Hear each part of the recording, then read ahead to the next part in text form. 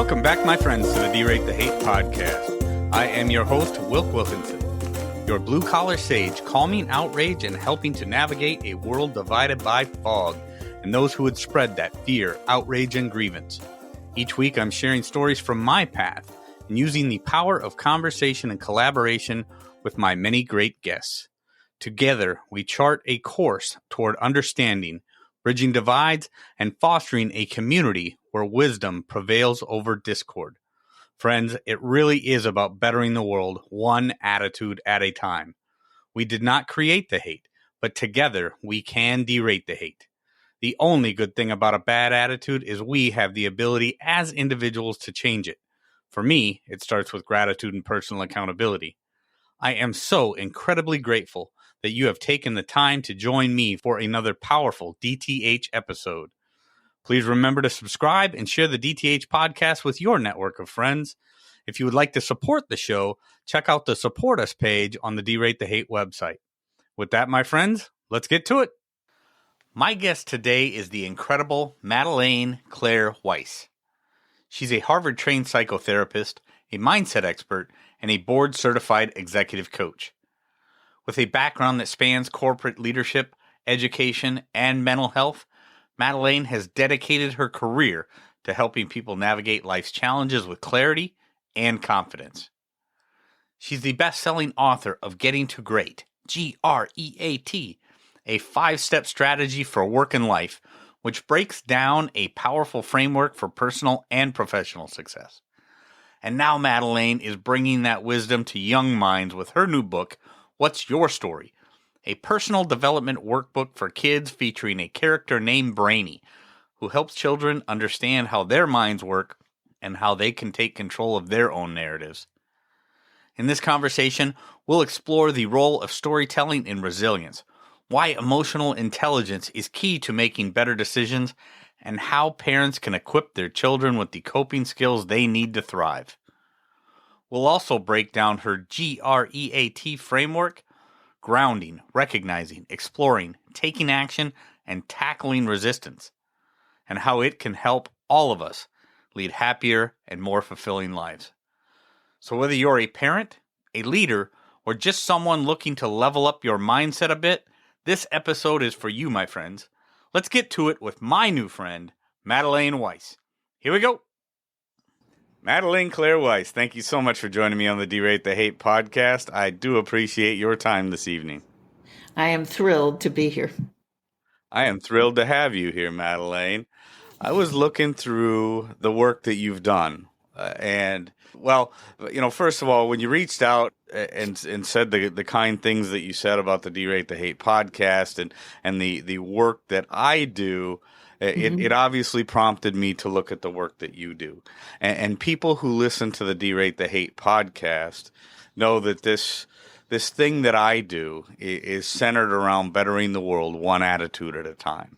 And there are so many things in this world that are outside of our control, and how we react to them gets muddled up for people. Where it really gets me, Madelaine, is how the younger generations, the kids, and my kids specifically are one of the big reasons that I do this. But one of the things that stood out to me is your book, What's Your Story? And you talk about resilience and how to build resilience within children. So I want to talk about that. And then I just want to get your input on some of the things that I do, you being the having the training that you have and doing the things that you've done. I think you've got some great input. So thank you for joining me here on the D.R.E.A.T podcast. So Madelaine, let's start with, so you've got 2 major books out that people can get a hold of, and they're both about bettering mindset, bettering people's lives. One is for adults, one is for children, or actually the parents of children that are suffering with different things. So let's start with the first book, Getting to Great, G.R.E.A.T. And you can tell me why it's done that way in the title, but it's a 5-step strategy for work and life, based on science and stories. So let's start there, Madelaine. I don't know how much background you would like. How much background would you like? Well, you could But tell me. So obviously, this has got something to do with your story, of but course, the way that there's got to be a story behind the GREAT. So let's start there. no, we're not going to start there. I'm going to tell you that when I was 15 years old and my father was 42, he died suddenly of a stroke. Okay. And I'm also going to lay a whole bunch of spectacular numbers on you about what the mind is coping with. But for short, I'll say right now that to cope, the mind makes up stories. And I, as a 15-year-old whose father just died, and also, well, you and your audience already know it will not be a surprise that I was kind of mouthy then. I'm getting I, that already. I talked back. I was fresh. They called it fresh, kind of thing. So my story was that he died of me. And then it was, I think, years later, because I can sort of picture myself at the cemetery with my mother when I broke down finally, because it took a while, about how all my fault this was. And she said, "No, honey, it wasn't you. It was work." So you had taken this on your shoulders and somehow believed that you caused your father's death at 15 years old. Yeah, I thought I aggravated him to death. Wow. Like I stressed him, like it was my fault. Like if only I was grounded. It probably wasn't technically all the time, but it felt like all the time. So you went Up, directly into the guilt phase. yeah, like I was grounded at the moment that he died. I was grounded. So Mm-hmm. like, Mm-hmm. so that was my overall sense of my childhood is I was fresh and I was grounded and my father died and it Okay. was my fault. And we'll talk a little bit as we go along about story making, but that was my story. And I was worried about my mother at the time financially. So I didn't go to college right away. I went to an 18-month medical technology program so that I could begin to earn money and contribute and help out that way. So I was in a clinical chemistry laboratory, and I mentioned to you earlier that I was in Missouri for 3 years. Mm-hmm. So I worked there at USDA Biological Control Lab while I was there. I did that. So basically, I was working with blood and bugs and other icky stuff and realized what I really want to do is help people live happier, healthier, more prosperous, and productive lives.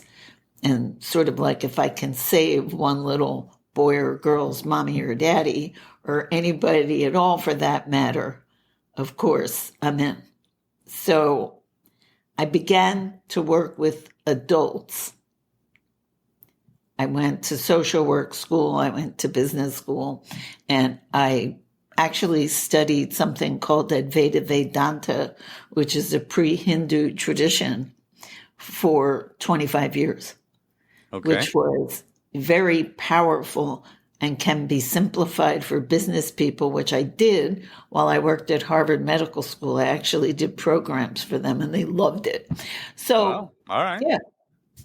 But one day I was saying, my clients, my adult clients, are doing really well. And they're all so different: age, ethnicity, occupation, gender, whatever. They're all so different. And I already told you how crazy my background is. Mm-hmm. So I thought, like, what are we doing that's working? Mm-hmm. What's Okay. what's the common denominator? So I laid out all my cases and I like squinted at them like this, to see if I could. And what came out for me was this 5-step process or strategy, whichever, that all of them went through. Okay.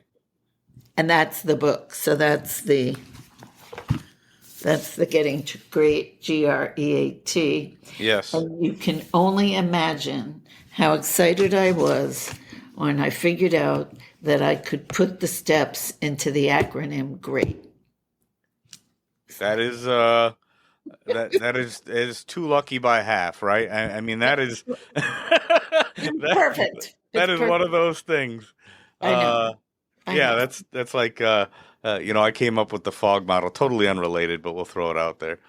I came up with the fog model as fear, outrage, and grievance as this ugly model that the media and That's politicians and good. outrage I entrepreneurs like use it. for so many things. And then I'm like, one day, just the whole idea of escape the fog came to me. So I'm like, well, that worked out pretty well. What I did you guess say? Fear, outrage, and fear, outrage, and grievance grievance. is Oh, yeah. one of the Yeah, things that yeah. I speak out here. But let's get back to great. I just had to throw that in there because it was so relatable to when you're that lucky, when your I'm mission glad you all of a did. sudden aligns with this great acronym, no pun intended. You're just like, well, boy, that was almost meant to be, I know. It's like, thank you. right? Right. Yeah. Let's continue on. We'll break down great. Okay. So G is for grounding in the belief that it is possible to have a great life and that you have everything you need to get you there. Almost no one, if anyone, I don't even think anyone, ever came to me and already felt that way and said to me, let's work on, I want to have a great life. More often, or maybe all the time, I don't know.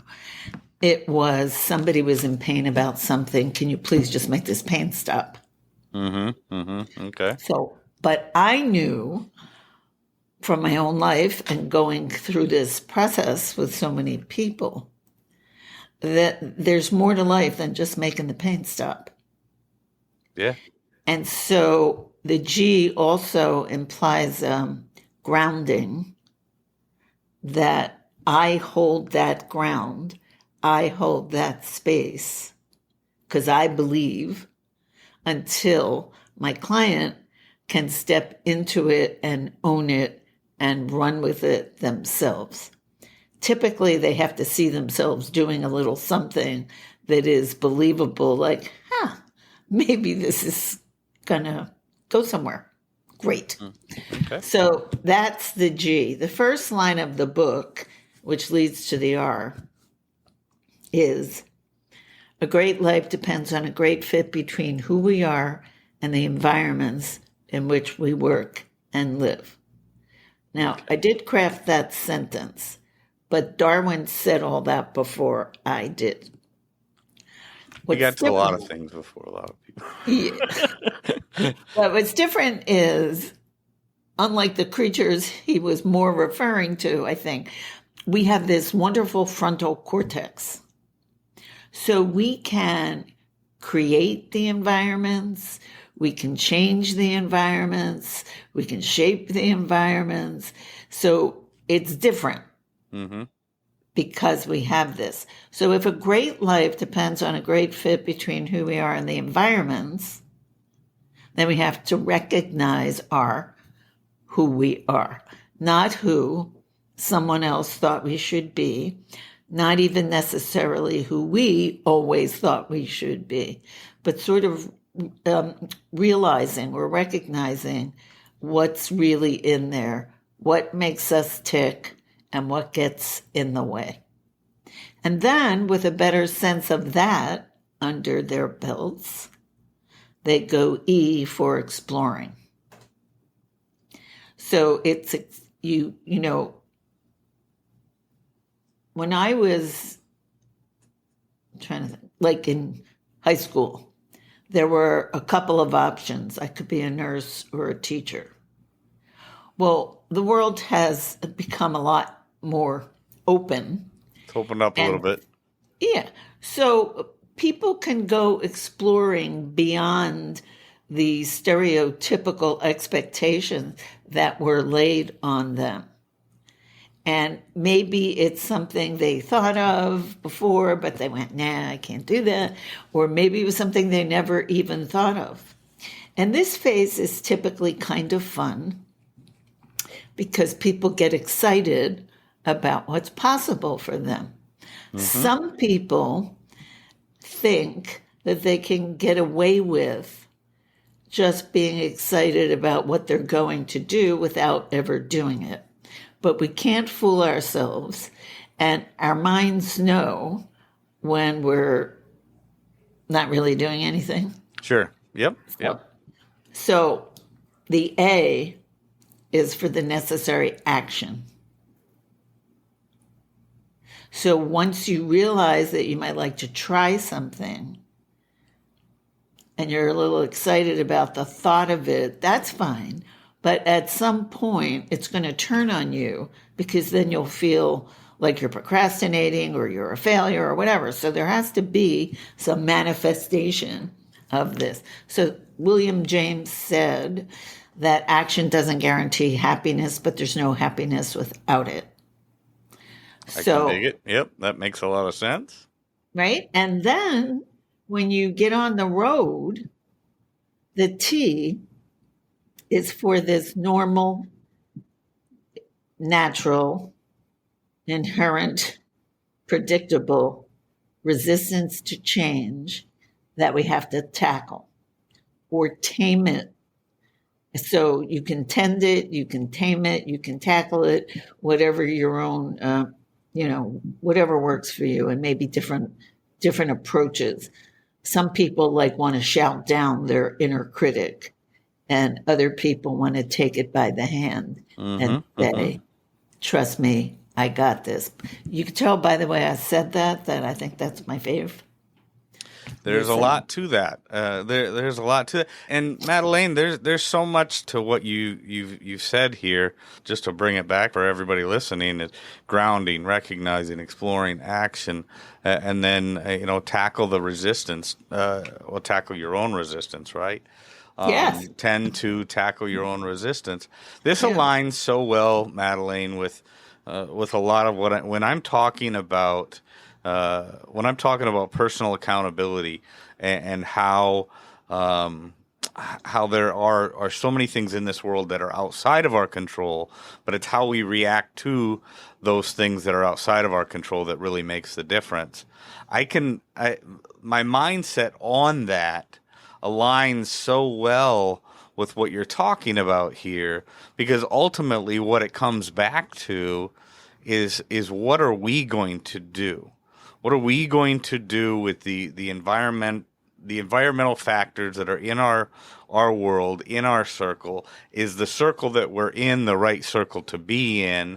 Is our inner critic standing in our way of our own success? All of these different things, it aligns. It aligns with, well, like you said, how do we have a happier and healthier life? Well, a lot of that starts with us. How are we as individuals going to do these things? That is why I make a very big deal about including the internal environment when I talk about the environment. So you're saying, and I'm agreeing, it's not what's happening out there only. So I can give you two quick examples of how to come to terms with the environment. So I had working with a physician who doesn't like the U.S. healthcare system. So he arranges with his family that they're going on an adventure. I think it was New Zealand or someplace like that, where he found the way of practicing medicine more favorable. So here's a guy who really made a huge, dramatic external environment change. Right. However, I have had numbers of clients who didn't change anything on the outside. And I always like to quote one of them who showed up one day and she said, you know what? This was a bank vice president. She said, you know what? I recognized my life is 85% pretty darn good. And that other 15% is nothing I can't handle. There you And I go. thought, boy, if you want a definition of well-being, there, it was perfect. It knocked it knocked the breath out of me. But so those are two examples of people go through this process differently, and some of it does mean to get the right fit between your own essence and the environment in which you live. We have to include the internal environment. You absolutely have to. You absolutely have to address that internal environment. It was like I told a friend of mine one time. She asked my advice, and she wanted to make a big move from one part of the country to another part, and we were talking about that. And I kind of asked her, well, what is it about this place particularly that you don't like, and what is it about that place that you think you're going to like, and are you running away from something, are you running to something, and the reality is in so many of these things when people think, oh, well, I'm just going to leave here and I'm going to go there, if you don't change that internal environment, you're just changing the geography because you're just going somewhere else to deal with the same things that you're dealing with here. And John Kabat-Zinn, who is known as the father of Western mindfulness, he's a molecular biologist and he's hysterically funny. And he said what you're saying like this: wherever you go, there you there are. you are. That is absolutely right. I think that that's is absolutely right. Yeah. So let's transition then a little bit, Madelaine, and this is fascinating. We could talk about this stuff all night. Let's talk about the next book then. What's your story? Because this is obviously what really, when you reached out and I saw this is what drew my attention the most, and that's, I'm so happy to hear that. And that's because it's my new baby. It's your new baby, and I'm really glad that you had that kind of response to it.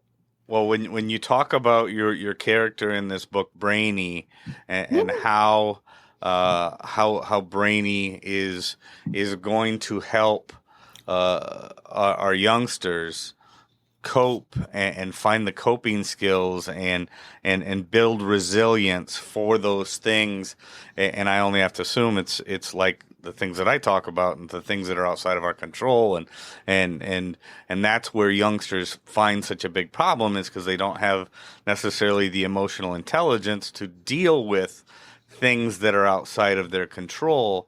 So Madelaine, for me, if you could tell me the kind of things that parents and children are going to find in What's Your Story? Well, first of all, it was not my intention to write a children's book, but so many of my adult clients were saying, why didn't anyone teach me any of this when I was 8? It could have saved me a lot of trouble along the way. Because usually people don't come to me until they're quite a bit older and they've already, made a mess or two, made themselves maybe unhappy and everybody else around them too. And so they were saying, like, I wish I had known this. And I thought, you know what?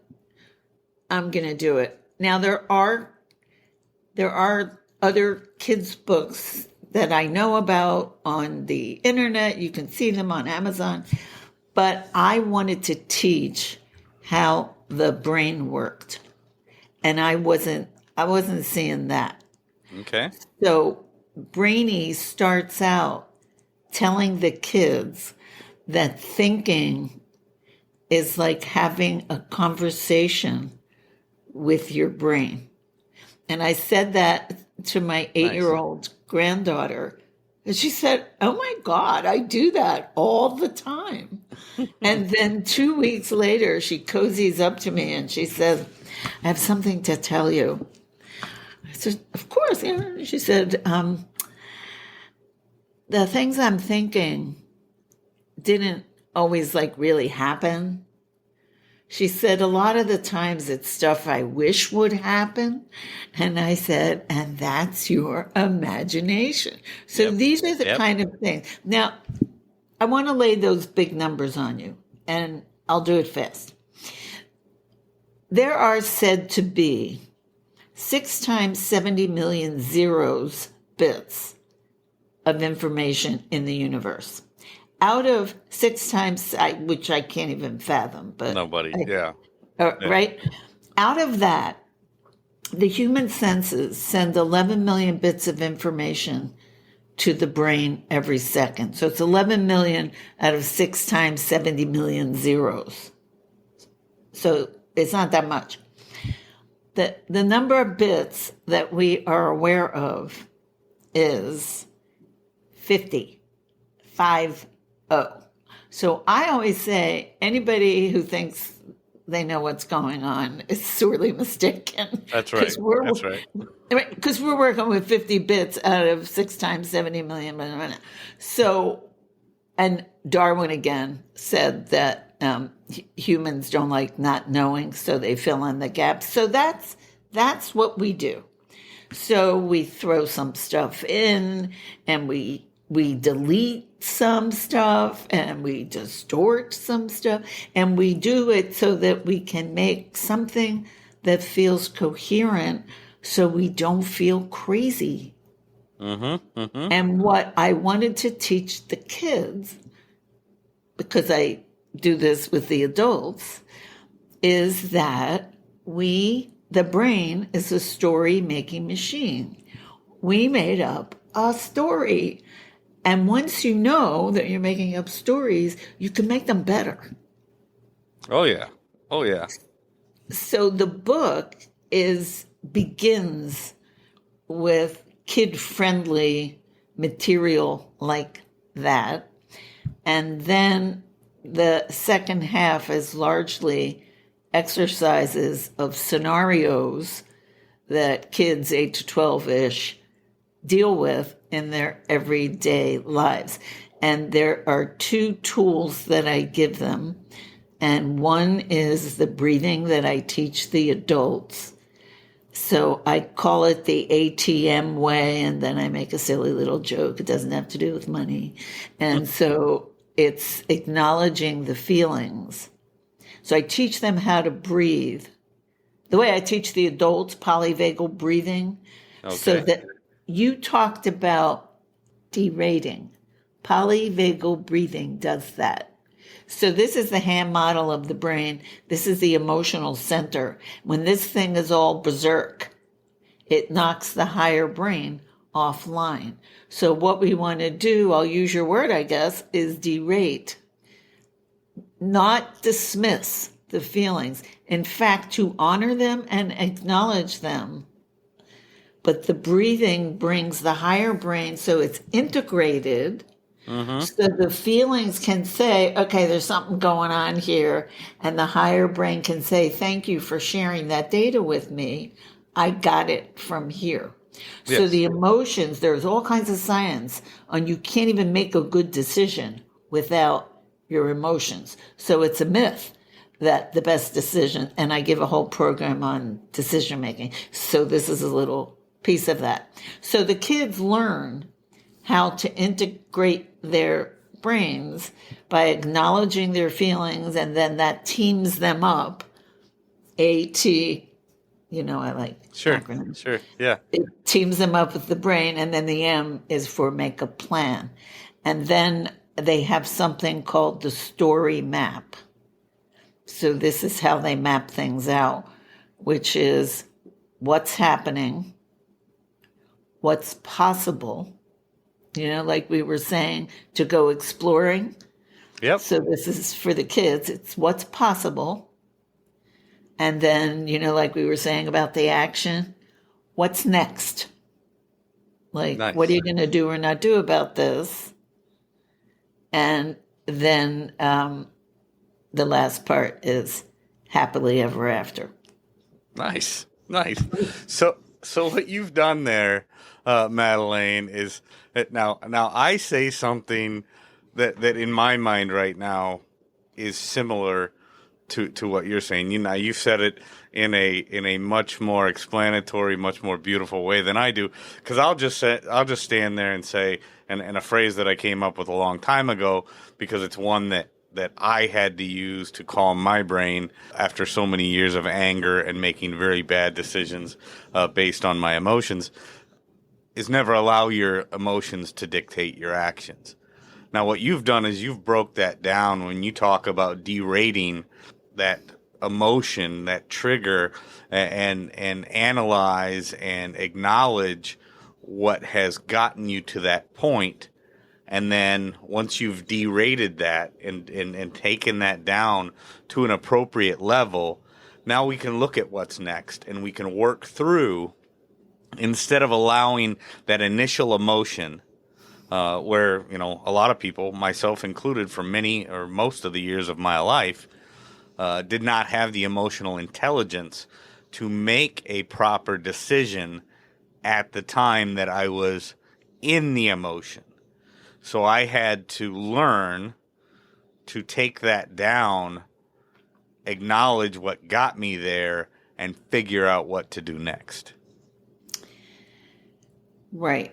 So the emotions don't get to drive the bus. They provide information to the driver. But I want to make a big deal out of, people make a big mistake and suffer for it when they think and their parents, a lot of their parents told them this, that they shouldn't be emotional or they shouldn't have emotions. And I'm saying something like really different from that. I'm saying they come first. They come first. And we honor them and we acknowledge them. And then we allow them not to be directives, as you say, but to be data. Yeah. And I'm telling you, there are all these studies that, like there was a study where they did a financial simulation or something on people who were brain damaged. Mm-hmm. So they didn't have access. They didn't have a connection between their logic and their emotions. So they didn't have access to the emotions. And they made decisions that put them into bankruptcy because they didn't have the part of them that would say, oh, that would feel terrible. Right, right. They don't have that emotional filter. And this is a distinction that I often have to make in these conversations because, like I say, I acknowledge, I don't say this as beautifully and you do. I always have to make that distinction. Now, I'm not encouraging anybody to be like this emotionless automaton out there. Yeah, good. But the reality of it is, and a tool that I've had to develop for myself to become the person I am now, as opposed to the person I was for so much of my life, was developing that thing, that skill, that EQ thing that changed my overall ability to not allow my emotions to dictate my actions, still have the emotions, still acknowledge the emotions, still learn from whatever that emotional trigger was, but not to allow that. Excuse me? I like to say honor them. Honor them. I like it. I like it. Because people think of them as negative too much. So I like to sort of exalt them. I want to tell you a story about a little kid. There's one thing that I think, like if you're looking for one thing, and I'm always looking for one thing, that would make a really big difference. And by the way, this isn't just in parenting. This is in partnerships and marriages and coworkers and whatever. When somebody is feeling really emotional, human tendency is to want them to take it down or take it out. So what they might do, and I'll give you the example. I worked with a woman who worked for the government. She traveled a lot. And every time she wanted to walk out the door, the kid would have a meltdown. Mm-hmm, mm-hmm. And it was impossible to get out the door. I mean, she did. She felt like a pile of dog do. And it just, the kid didn't feel good. The father didn't know what to do. And the wife was a mess. And it was awful. And I said to her, that there's this wonderful doctor, Daniel Siegel, who wrote The Whole Brain Child.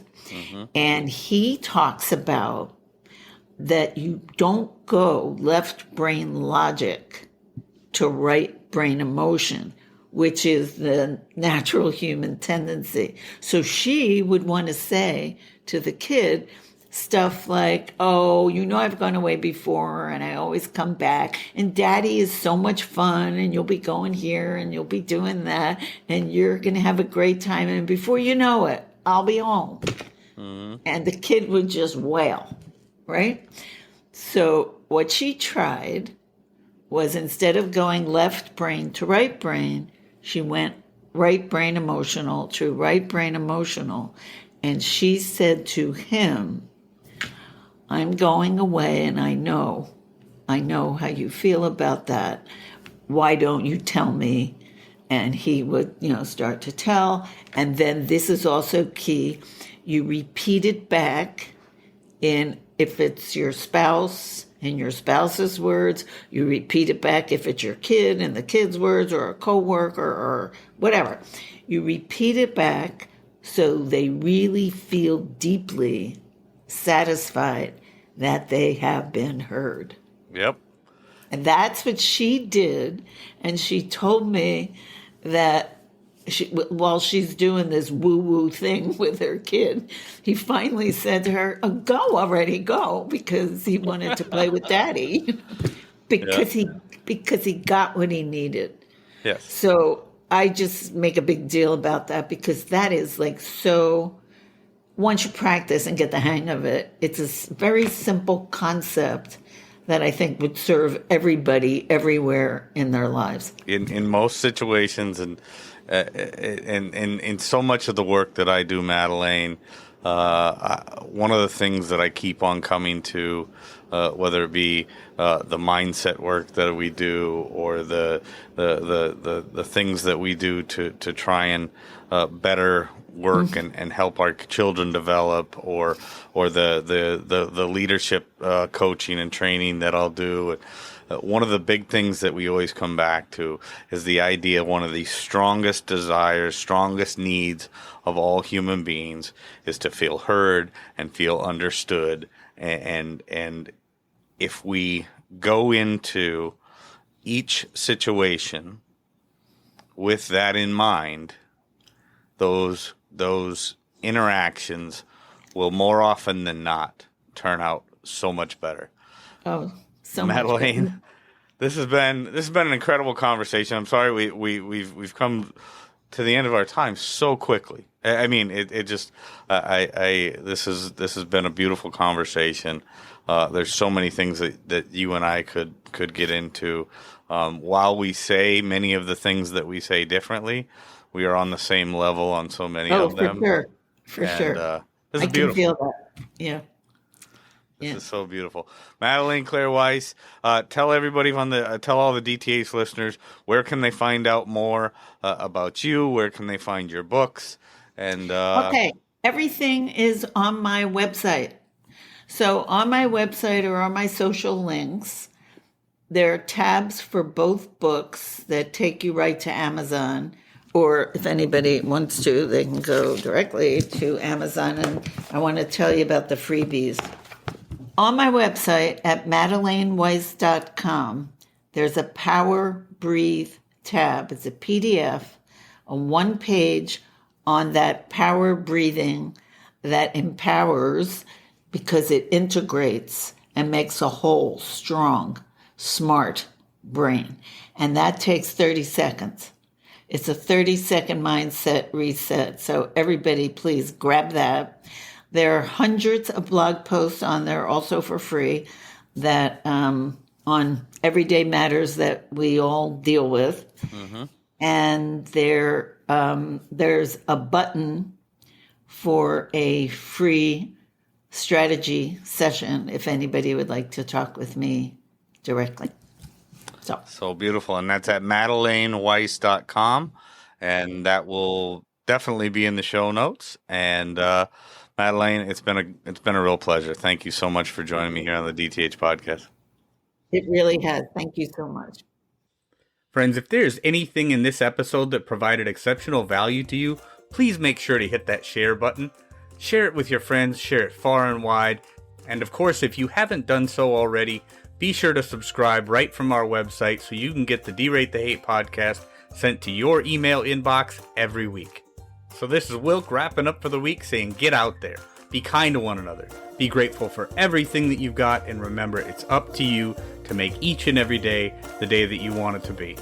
If there is something that you would like to share with me, you can catch me on most social media platforms, or you can email me directly, wilk@wilksworld.com. With that, my friends, I am going to back on out of here, and we will catch you next week. Take care.